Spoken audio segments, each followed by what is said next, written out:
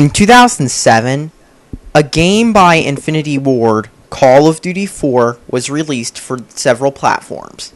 The game was a major success, selling millions of copies, spawning many sequels, and it also produced many games trying to imitate it. Sure, some people said it was the downfall of video gaming just because it wasn't the same as it was in the 90s, like with certain people, but it sold a lot, it changed gaming, it really influenced it, and now many video games try to be like it. For example, Secret Service.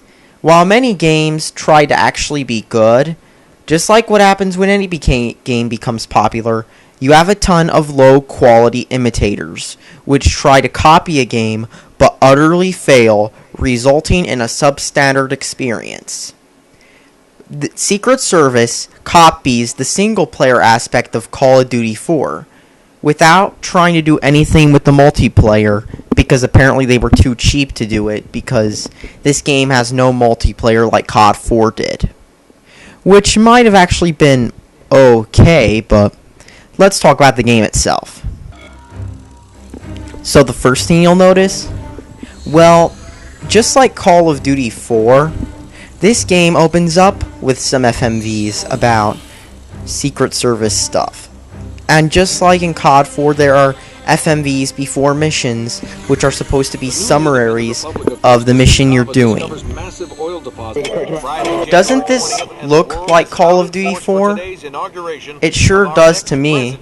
I mean, it obviously looks like they're trying to show you a mission or something.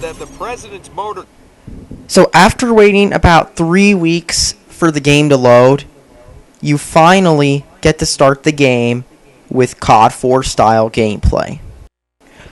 But first off, let's take a minute to laugh at these graphics. This game is a 2008 PS2 game. It runs at an absolute slideshow frame rate. There's screen tearing everywhere. When the game auto-saves, the game screeches to a halt. Like crappy load times, FPSs and shit. And then you start off with an introduction sequence that reminds you of COD 4. You just run in a line, getting through obstacles. But this time, it looks like absolute shit and runs at 2 FPS with screen tearing. Like, there is screen tearing everywhere when you play this game. It's like they didn't even bother to optimize it for the PS2.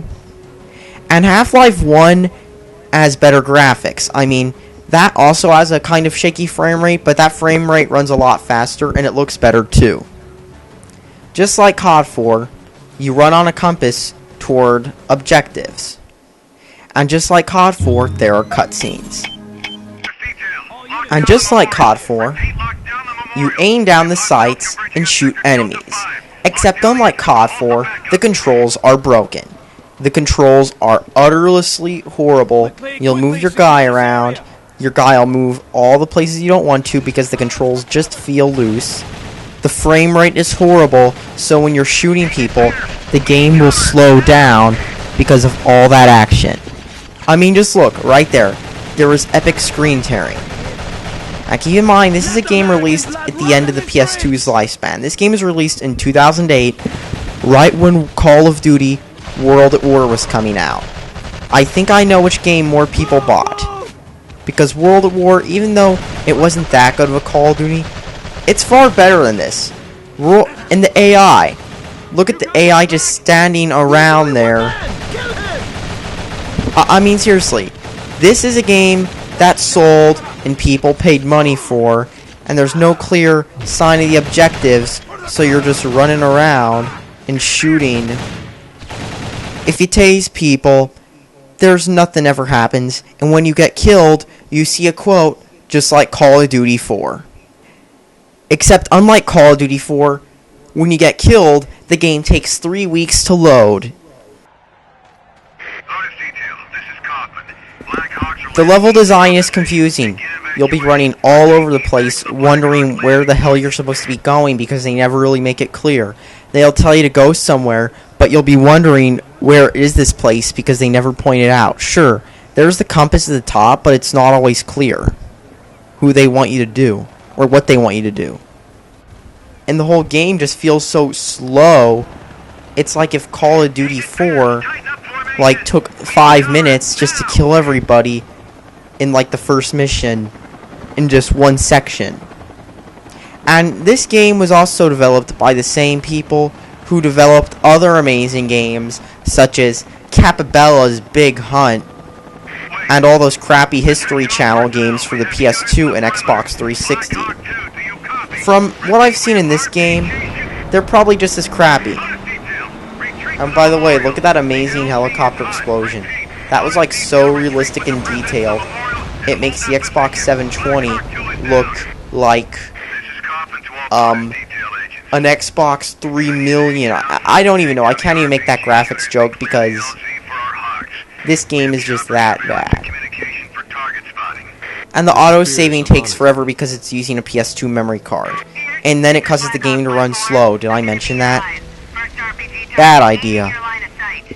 All in all, this is the worst Call of Duty 4 ripoff ever. I mean, seriously.